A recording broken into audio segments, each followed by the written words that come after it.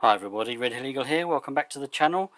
This is episode 22 of A Broken Heart, WCW 1998. We are in Monday of week 1, May. It's the night after Spring Stampede, and we now have our first Nitro in the lead up to Slamboree. Slamboree? I think it's pronounced Slamboree, isn't it? Kick off with a couple of pre-show matches actually, just for a change. And we've got Diamond Dallas Page taking on Raven in a 69 rated match. Decent pre-show match. Diamond Dallas Page defeated Raven in 10 minutes 21 by pinfall with a diamond cutter. So yeah, nothing much to say about this, just a pre-show match. Then I decided to have a 6-man tag, and that's not a bad score for a couple of guys here that are, I mean, one of them's injured for starters, and they're both, well, I think one's recognisable, one's unimportant. 70's pretty good, so decent pre-show match. New World Order, Kevin Nash, Scott Hall and Sid Vicious defeated the Giant and Los Locos in 7 minutes 23 when Scott Hall pinned Juventud Guerrera with an outsider's edge. I didn't choose the winner for this one.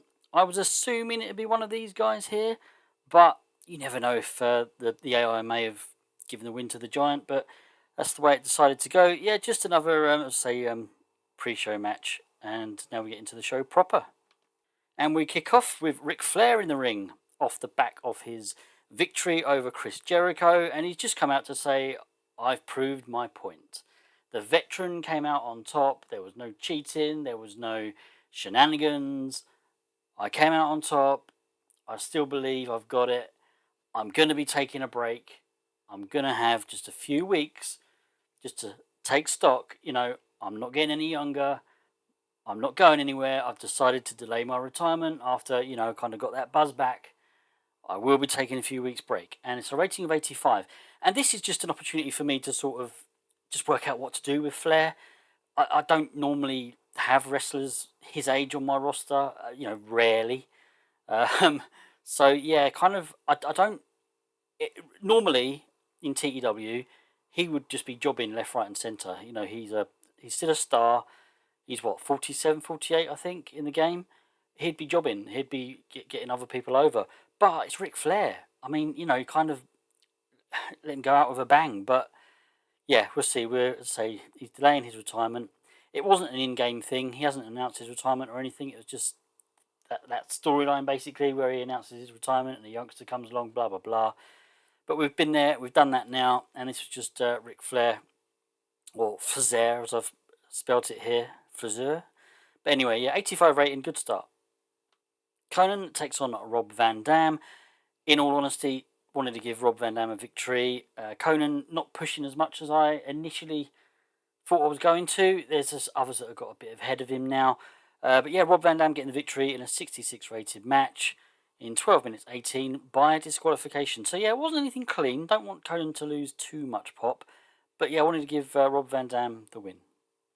We then got Gorilla Monsoon, and he talks to Sting, and he's asking Sting about rumours that there will be a rematch against Hogan for the title at Slamboree. So, yeah, Sting successfully defended against Hogan in the last pay-per-view last night, and there's rumours now that there will be a rematch. Well, I guess we'll have to wait and see. Sting says I'll take him on whenever he wants. I would like to give some other people an opportunity.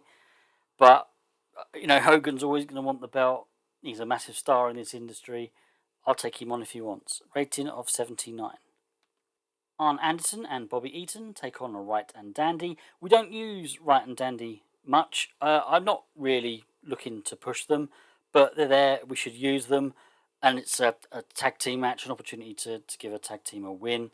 We don't really use Anderson or Eaton as much as maybe I should as well, but it is what it is at the moment. There are a few tag teams, but they're all quite low down the card. But a rating of 57 for this one. Subpar wrestling and little heat. Anderson and Eaton got the win in 6 minutes 41 when Anderson pinned El Dandy with a spinning spine buster. Alex Wright was the weak link. I mean, normally a guy his age as well, I think he's like 20 or something. He's really young. I don't usually have young people on my roster either. Certainly, if I do, they are jobbers. And I mean literal jobbers. They're here for sort of 3-6 months, then they're gone. But we're keeping him around. He's in the tag team division, so yeah. But not surprised really that he was the weak link.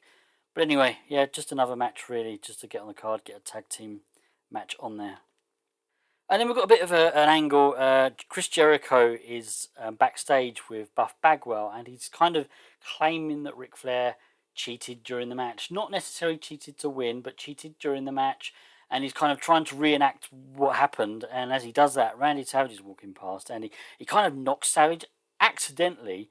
But he kind of knocks Savage, and Savage is just going to watch what you're doing. Watch what just look around you, watch what you're doing.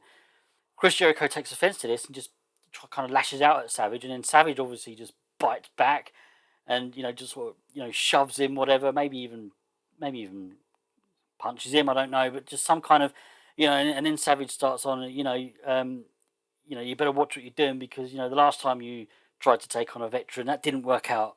That didn't work out well for you, did it? You went away from that match with with your tail between your legs. So this is a setup for another storyline. We're going to have Savage and Jericho.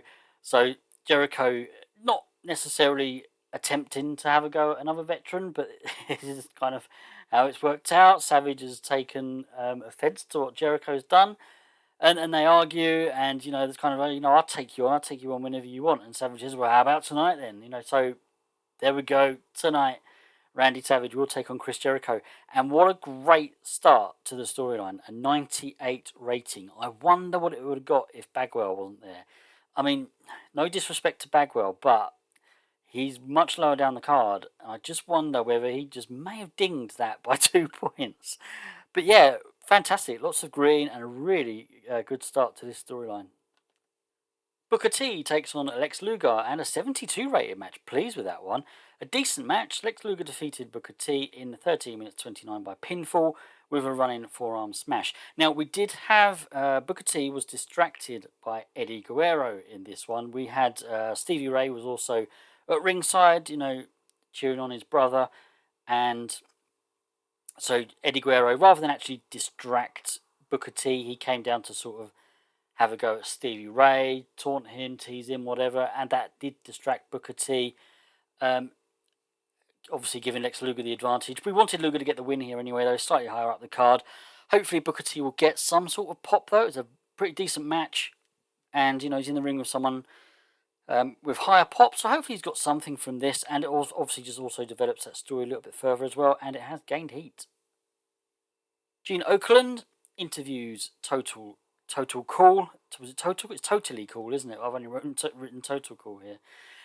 Talking about the tag team division, they want a shot at the belts. Yes, it's Disco Inferno and Jim Neidhart, but then they are interrupted by Mortis and Wrath, and they come out and they obviously want a shot at the belts as well. So we've just set up a bit of a storyline here, and it's something I don't usually do. We've got 4 tag teams involved in this, and it's kind of like contendership for the tag team belts. And obviously we've got the champions involved in the storyline as well. I don't anticipate it being a major storyline in terms of it's not going to, get amazing ratings because our tag teams just aren't that high up the card. But yeah, just something else to have involve all our tag teams. We might do something a bit special and a bit different to what I normally do at the end. Not quite sure yet, but we'll see. We'll get there. Lots of green here, which is fantastic, and a rating of 58 overall. Rick Steiner teams with 6, and they take on Royalty.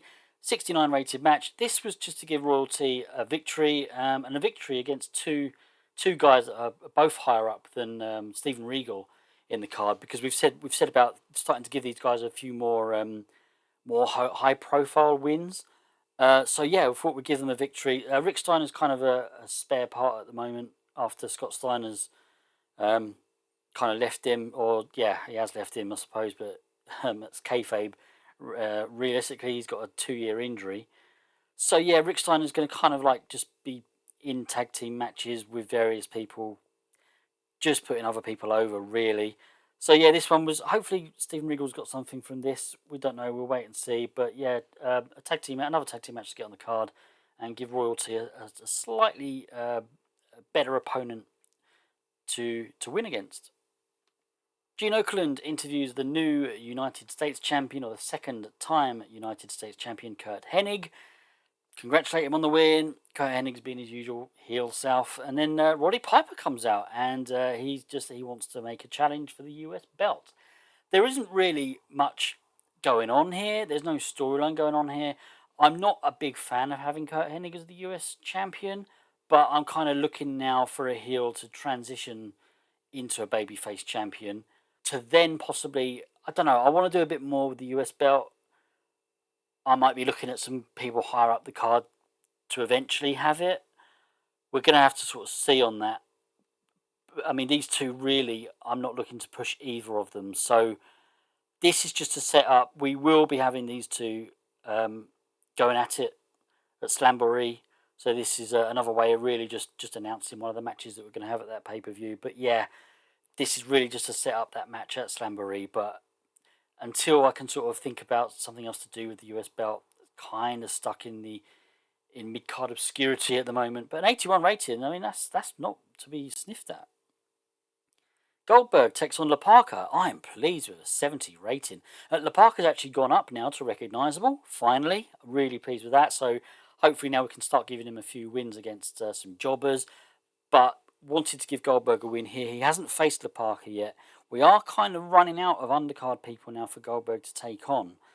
So, and I'm not yet ready really to give him the belt. So, kind of scratching now. Hopefully, La Parka's got some pop from this. It's a really good match, and being in the ring with a major star. Yes, he had to take the loss here, but so be it. It was a decent match, and Goldberg got the win in 8 minutes 42. But we did have Bam Bam Bigelow also came down, and he ran in and attacked Goldberg during the match. So this was another storyline that we hadn't really sort of kicked off. We've kind of re-implemented the streak storyline into the game. And Bam Bam Bigelow is one of the guys. He's sort of feuding with the Giant, but Goldberg sort of stuck his nose in as well. So yeah, it was just to kind of play on that a little bit. So yeah, that storyline advanced with this segment.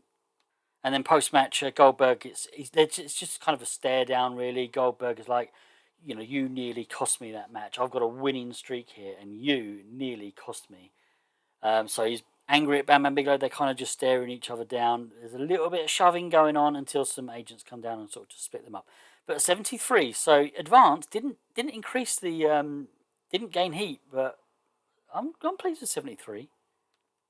We then got Randy Savage with a pre-match promo against Chris Jericho, but then the NWO sort of come into the picture, and they just tell Savage to watch his back. So nothing spectacular going on with this. It's kind of helping two storylines in a way. 89 rating's absolutely spectacular.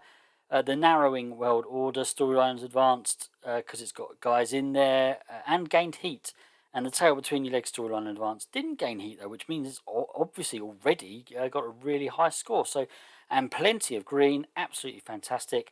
Again, this was just to kind of continue those storylines, get a bit of heat on that new one as well. And the match itself, 82. Yeah, I'm pleased with that. It's not awful, is it? I mean, we don't get many in the 80s really, so got to be pleased with it.